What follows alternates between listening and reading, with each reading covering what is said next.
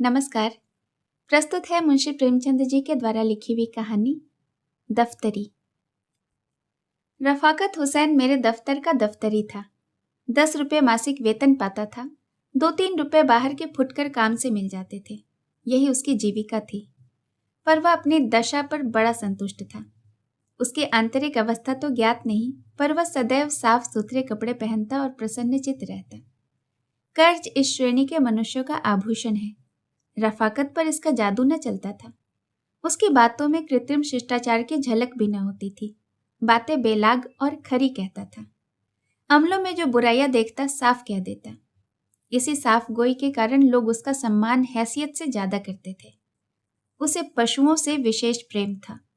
एक घोड़ी, एक गाय, कई बकरियां, एक बिल्ली और एक कुत्ता और कुछ मुर्गियां भी पाल रखी थी। इन पशुओं पर वो जान देता था। बकरियों के लिए पत्तियां तोड़ लाता, घोड़ी के लिए घास छील लाता। यद्यपि उसे आए दिन मवेशी खाने के दर्शन करने पड़ते थे और बहुधा लोग उसके पशु प्रेम की हंसी ही उड़ाते थे, पर वह किसी की न सुनता था। उसका यह प्रेम निस्वार्थ था। किसी ने उसे मुर्गियों के अंडे बेचते नहीं देखा था। उसकी बकरियों के बच्चे कभी बूचड़ की छुरी के नीचे नहीं गए और उसकी घोड़ी ने कभी लगाम का मुंह नहीं देखा। गाय का दूध कुत्ता पीता था, बकरी का दूध बिल्ली के हिस्से में आता था और जो कुछ बचा रहता वह आप पीता था। सौभाग्य से उसकी पत्नी भी साध्वी थी। यद्यपि उसका घर बहुत छोटा था, पर किसी ने द्वार पर उसकी आवाज नहीं सुनी। किसी ने उसे द्वार पर झांकते नहीं देखा। वह गहने कपड़ों के तगादों से पति की नींद हराम न करती थी। दफ्तरी उसकी पूजा करता था। वह गाय का गोबर उठाती, घोड़ों को घास डालती, बिल्ली को अपने साथ बिठाकर खिलाती। यहाँ तक कि कुत्ते को नहलाने से भी उसे घृणा नहीं होती। बरसात थी, नदियों में बाढ़ आई हुई थी। दफ्तर के कर्मचारी मछलियों का शिकार खेलने चले। शामत का मारा रफाकत भी उनके साथ हो लिया। दिन भर लोग शिकार खेला किए। शाम को मूसलाधार पानी बरसने लगा। कर्मचारियों ने तो गांव में ही रात काटी। दफ्तरी घर को चला, पर अंधेरी रात में राह भूल गया और सारी रात भटकता फिरा। प्रातःकाल घर पहुंचा तो अभी अंधेरा ही था, लेकिन दोनों द्वारपट खुले हुए थे। उसका कुत्ता पूंछ दबाए करुण स्वर से कराहता हुआ आकर उसके पैरों पर लौट गया। द्वार खुला देखकर दफ्तरी का कलेजा सन्न से हो गया। घर में कदम रखा तो बिल्कुल सन्नाटा था। 2-3 बार स्त्री को पुकारा, किंतु कोई उत्तर न मिला। घर भाएं भाएं कर रहा था। उसने दोनों कोठरियों में जाकर देखा, पर वहां भी उसका कोई पता न मिला। फिर वो पशुशाला में गया। भीतर जाते हुए अज्ञात भय हो रहा था, जो किसी अंधेरे खोह में जाने के पहले होता है। उसकी स्त्री वहीं भूमि पर चित्त पड़ी हुई थी। मुंह पर मक्खियां बैठी हुई थी, होठ नीले पड़ गए थे, आंखें पथरा गई थी। लक्षणों से अनुमान होता था कि किसी सांप ने डस लिया है। दूसरे दिन रफाकत आया तो उसे पहचानना मुश्किल था। मालूम होता था बरसों का रोगी है। बिल्कुल खोया हुआ, गुमसुम बैठा रहा, मानो किसी दूसरी दुनिया में हो।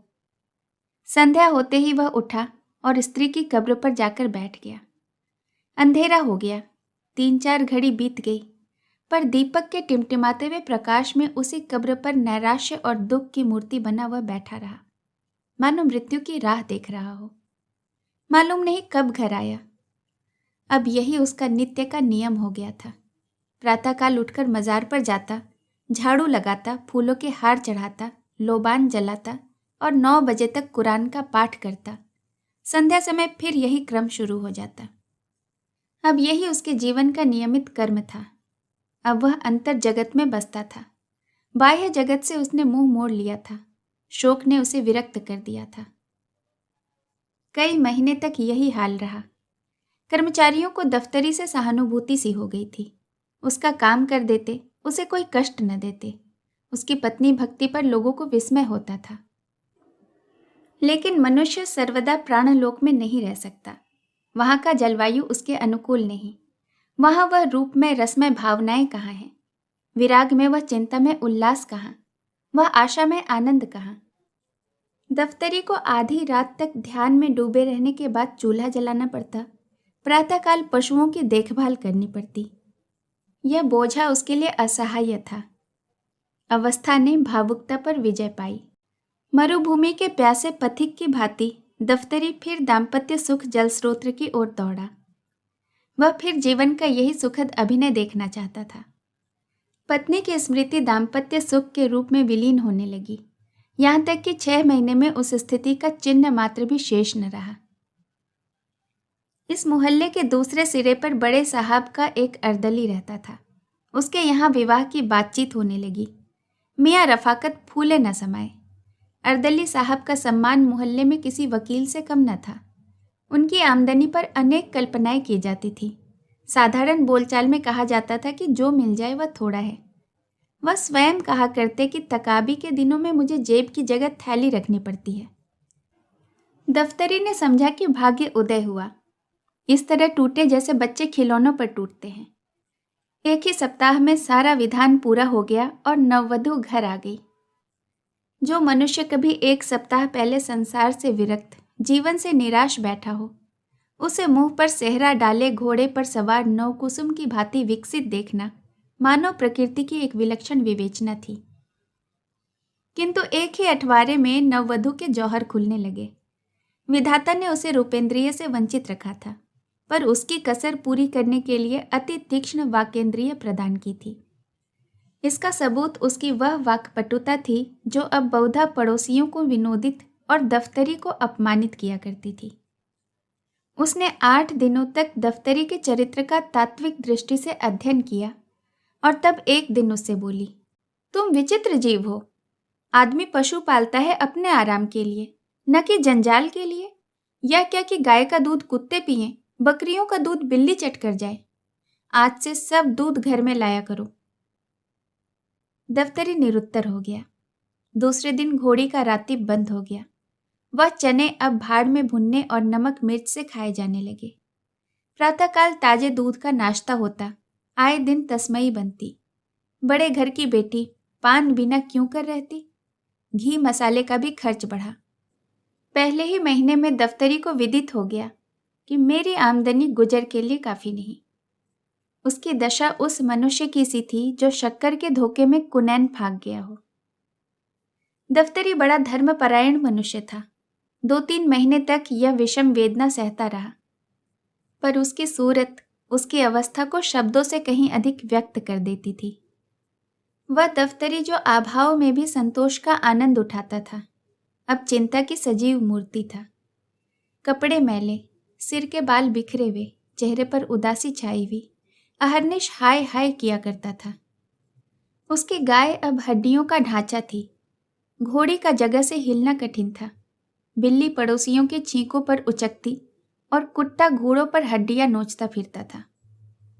पर अब भी वह किस्मत का धनी इन पुराने मित्रों को अलग न करता था।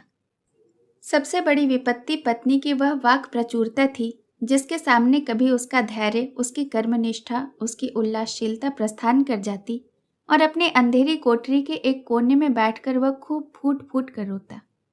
संतोष के आनंद को दुर्लभ पाकर रफाकत का पीड़ित हृदय उच्च श्रृंखलता की ओर प्रवृत्त हुआ। आत्माभिमान जो संतोष का प्रसाद है, उसके चित्त से लुप्त हो गया। उसने फाके मस्ती का पथ ग्रहण किया। अब उसके पास पानी रखने के लिए कोई बर्तन न था। वह उस कुएं से पानी खींचकर उसी दम पी जाना चाहता था, जिससे कि वह जमीन पर बह न जाए। वेतन पाकर अब वह महीने भर का सामान जुटाता। ठंडे पानी और रूखी रोटियों से अब उसे तस्कीन न होती। बाजार से बिस्किट लाता, मलाई के दोनों और कलमी आमों की ओर लपकता। 10 रुपये की भुगत ही क्या, एक सप्ताह में सब उड़ जाते। तब जिलबंदियों की पेशगी पर हाथ बढ़ाता और फिर 1-2 उपवास होता। अंत में उधार मांगने लगता। स्नेह स्नेह यह दशा हो गई कि वेतन देनदारों ही के हाथ में चला जाता और महीने के पहले ही दिन कर्ज लेना शुरू करता। वह पहले दूसरों को मितव्ययिता का उपदेश दिया करता था। अब लोग उसे समझाते, पर वह लापरवाही से कहता, साहब आज मिलता है तो खाते हैं, कल का खुदा मालिक है, मिलेगा खाएंगे, नहीं तो पढ़कर सो रहेंगे। उसकी अवस्था अब उस रोगी की सी हो गई जो आरोग्य लाभ से निराश होकर पथ अपथ्य का विचार त्याग दे, जिसमें मृत्यु के आने तक वह भोज्य पदार्थों से भली भांति तृप्त हो जाए, लेकिन अभी तक उसने घोड़ी और गाय न बेची। यहाँ तक कि एक दिन दोनों मवेशी खाने में दाखिल हो गई। बकरियां भी तृष्णा व्याघ्र के पंजे में फंस गई। पुलाव और जर्दे के चस्के ने नानबाई का ऋणी बना दिया था। जब उसे मालूम हो गया कि नगद रुपए वसूल न होंगे तो एक दिन सभी बकरियों को हाँक कर ले गया। दफ्तरी मुंह ताकता रह गया। बिल्ली ने भी स्वामी भक्ति से मुंह मोड़ा। गाय और बकरियों के जाने के बाद अब उसे दूध के बर्तनों को चाटने की भी आशा न रही, जो उसके स्नेह बंधन का अंतिम सूत्र था।